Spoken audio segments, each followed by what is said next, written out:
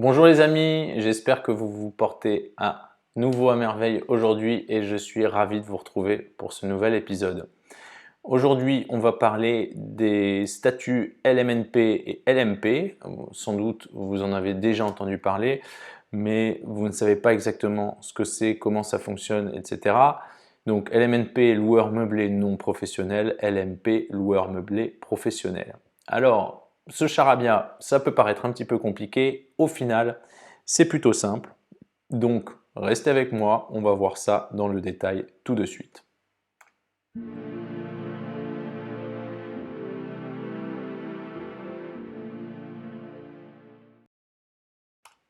Donc rebonjour les amis, cet épisode aujourd'hui c'est au sujet des statuts LMNP, loueur meublé non professionnel, et LMP, loueur meublé professionnel. Avant de commencer, pour ceux qui ne me connaissent pas, je m'appelle Mathieu. J'ai rejoint une équipe formidable de conseillers en création et gestion de patrimoine il y a de cela maintenant 1 an et demi, 2 ans. D'abord parce que j'avais des questions, j'étais perdu, je faisais des erreurs, je ne savais pas comment faire pour investir le peu d'argent que j'avais et comment le faire fructifier, quelles étaient les bonnes pratiques, les bons réflexes. Et j'ai eu la chance de les rencontrer, ils m'ont enseigné énormément de choses, quelles étaient leurs stratégies, leurs approches. Et donc aujourd'hui, ma mission au travers de cette chaîne, c'est de partager avec vous ces connaissances afin de vous aider à faire les bons choix quand il s'agit d'investir votre argent et de développer votre indépendance financière. J'ignore comment vous êtes tombé sur cet épisode, mais sachez que cette chaîne, je ne fais pas de pub pour cette chaîne, elle ne se développe que par le bouche à oreille. Donc si vous apprenez des choses, que vous trouvez cela intéressant, n'hésitez pas à le partager avec quelqu'un autour de vous qui pourrait être intéressé, quelqu'un que ça pourrait aider, car c'est comme ça qu'on pourra toucher un maximum de monde et aider les gens à faire les bons choix pour développer leur richesse. Voilà, je vous remercie d'avance. Bien sûr, n'hésitez pas, si vous le voulez, à mettre un petit like parce que vous m'aimez bien, à vous inscrire pour être prévenu dès que je fais une vidéo. Et sans plus tarder, donc on va aborder les statuts loueur meublé non professionnel et loueur meublé professionnel. Sachez que c'est en ce moment, le gouvernement remet en cause ces statuts, mais pour l'instant rien n'est acté. Donc c'est pour ça que je pense que aujourd'hui il est important de pouvoir encore saisir cette opportunité si vous le pouvez. Malheureusement, je ne connais pas l'avenir, mais voilà, je pense que ce sont des statuts qui sont plutôt intéressants quand on fait de la location immobilière. Donc vous allez voir dans le détail tout de suite. Donc les régimes LMP, LMNP. Alors déjà, l'activité de location meublée, qu'est-ce que c'est? C'est une location d'un bien immobilier à usage d'habitation, c'est-à-dire que vous ne pouvez pas faire de la location meublée commerciale, vous ne pouvez pas faire de la location meublée de bureau ou de magasin, c'est-à-dire que vous loueriez des bureaux déjà avec tout le mobilier, internet, etc. Ou de la même façon, un magasin avec déjà, pour un magasin de fringues, ça pourrait être les mannequins, les étagères, les portants. Non, ce n'est que pour de l'habitation. Alors certains vont peut-être se poser la question, est-ce que c'est l'habitation courte durée, moyenne durée, longue durée? Peu importe, donc on peut faire, pour ceux qui se poseraient la question, du Airbnb en LMNP ou en LMP. Après, bien sûr, il faut que ça réponde aussi aux réglementations qui sont mises en place par Airbnb. Mais c'est totalement possible. Et donc le logement doit être équipé, c'est-à-dire que si vous me donnez les clés, je peux y vivre immédiatement, je n'ai pas d'aménagement à faire, je n'ai pas d'achat à faire, donc il doit être meublé, il doit avoir tous les équipements, le linge de maison, la vaisselle, etc. On doit pouvoir l'habiter en l'état. Donc ce sont les deux critères. Alors ensuite, est-ce qu'on est en loueur meublé professionnel ou non professionnel? Eh bien c'est tout simple, hein. Si les recettes annuelles de l'activité de meublé sont inférieures à 23 000 € et ou les recettes annuelles de l'activité de meublé sont inférieures aux autres revenus du foyer fiscal, eh bien on est en LMNP. Sinon, on est en loueur meublé professionnel, tout simplement. Donc ça dépend du montant de nos recettes et ça dépend si ce montant est supérieur ou inférieur à tous nos autres revenus. Donc ensuite, fiscalité. Comme on l'a vu, la fiscalité c'est très important. Petit rappel, je vais vous mettre ici la vidéo pour la fiscalité dans l'immobilier. L'immobilier quand on fait de la location nue, par opposition avec la location meublée qu'on voit aujourd'hui. Donc les revenus sont pas, quand on fait de la location meublée, ce ne sont pas des revenus fonciers, ce sont des revenus BIC, bénéfices industriels et commerciaux. Donc on ne les déclare pas dans la même case quand on fait sa déclaration d'impôt. Et de la même façon que dans le régime foncier, eh bien, il y a deux régimes possibles, et bien là également on a le régime micro BIC et le régime BIC réel. Et à savoir que si les recettes de l'activité de meublé sont supérieures à 72 600 € hors taxe, eh bien on est obligé de passer au réel. Alors, déjà une petite faute, c'est le régime micro BIC. Pardonnez-moi, petite faute dans la présentation. Donc le régime micro BIC, pour ceux qui se souviennent, le micro foncier, c'est à peu près le même fonctionnement. Le micro BIC, on prend nos revenus, donc les loyers qu'on a perçus. Par contre, à la différence du micro foncier où l'abattement était de 30%, et bien là l'abattement est de 50%. Pourquoi? Eh bien parce que l'État considère que vous allez avoir plus de dépenses pour entretenir le logement, bien sûr, vu qu'il est meublé, qu'il y a de la vaisselle, etc., eh bien le linge de maison il va s'user, vous allez avoir des verres cassés, il va falloir changer le canapé, changer le matelas, changer le lit, donc les frais qui sont liés à l'activité de meubler sont considérés comme étant plus élevés, donc l'abattement est plus élevé également. Donc on a un abattement de 50%, vous voyez déjà l'avantage. Et donc l'imposition se fait à ce moment-là seulement sur 50% des revenus. Et là, même calcul une fois de plus, on prend le taux marginal d'imposition. Pourquoi? Je répète tout le temps que c'est important de connaître son taux marginal d'imposition ou sa tranche marginale d'imposition. Petit rappel avec la vidéo sur la fiscalité en général. Eh bien, donc on prend notre tranche marginale d'imposition à laquelle on ajoute les 17,2 charges sociales auxquelles on ne peut pas échapper et donc ça nous donne notre imposition. Donc la deuxième possibilité, c'est le régime BIC réel. Alors l'avantage de ce régime réel, eh bien, c'est qu'on peut pratiquer la déduction des amortissements. Alors, un amortissement, qu'est-ce que c'est? Pour certains d'entre vous qui sont entrepreneurs, vous connaissez sans doute le principe et je vais prendre justement l'exemple de quand on a une société pour que vous compreniez comment cela fonctionne. Quand on a une société, eh bien, si j'achète un stylo pour pouvoir signer mon contrat, en comptabilité, on va considérer ça comme une charge parce que le stylo, je vais l'utiliser quelques jours, quelques mois, mais c'est pas quelque chose, c'est pas un investissement dans le temps. C'est un consommable.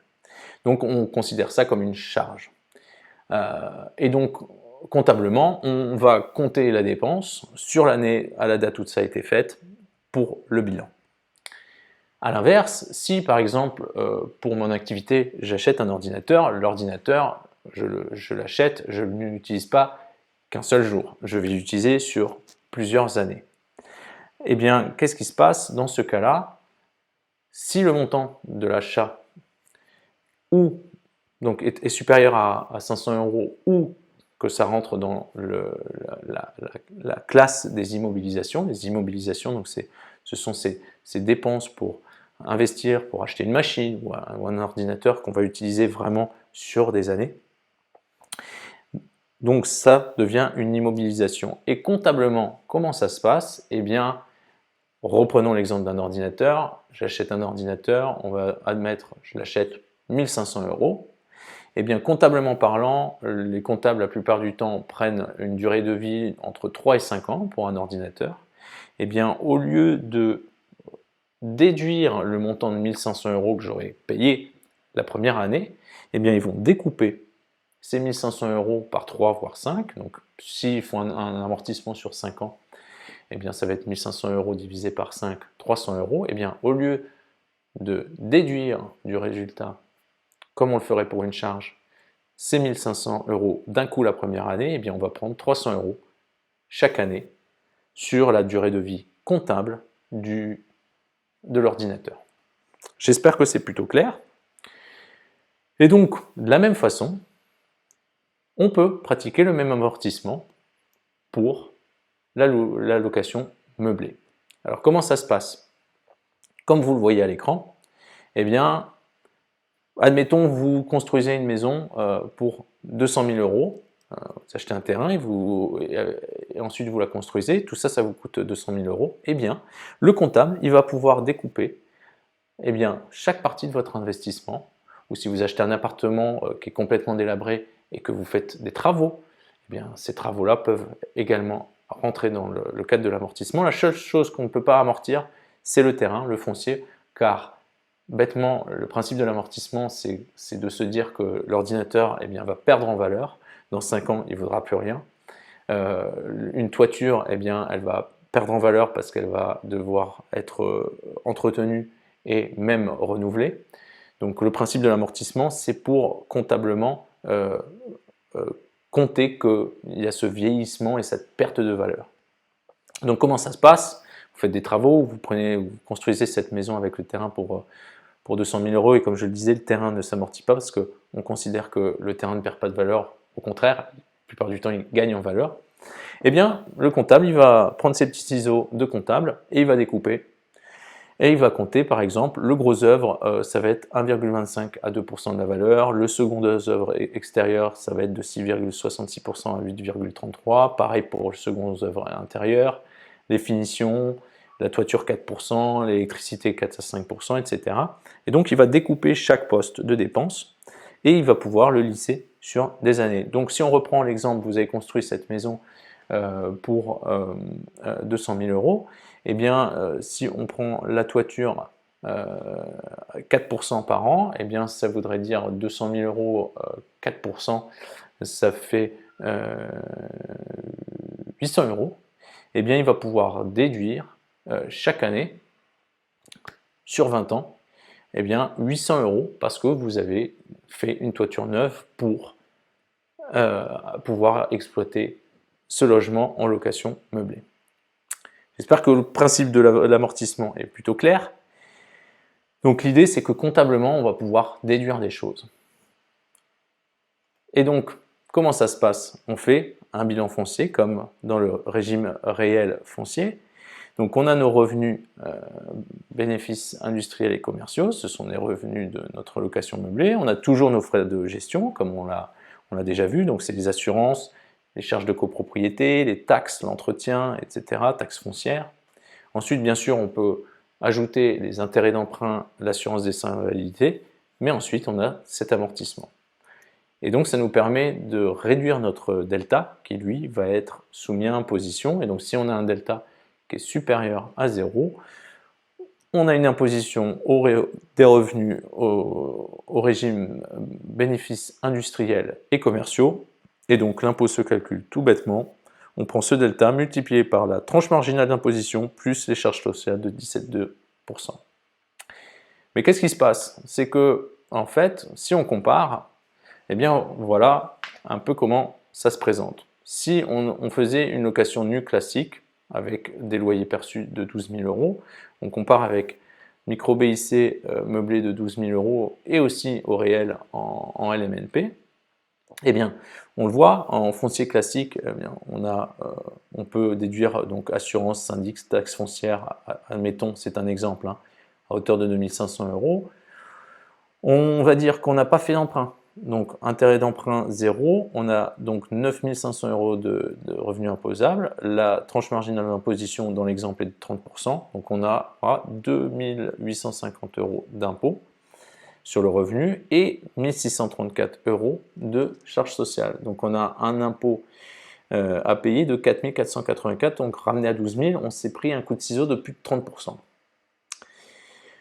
Dans le cadre du micro-BIC, eh bien, on a cet abattement fiscal de 50%, donc les revenus de 12 000, ceux qui vont être imposés sont à hauteur de 6 000, abattement de 50%. On prend les mêmes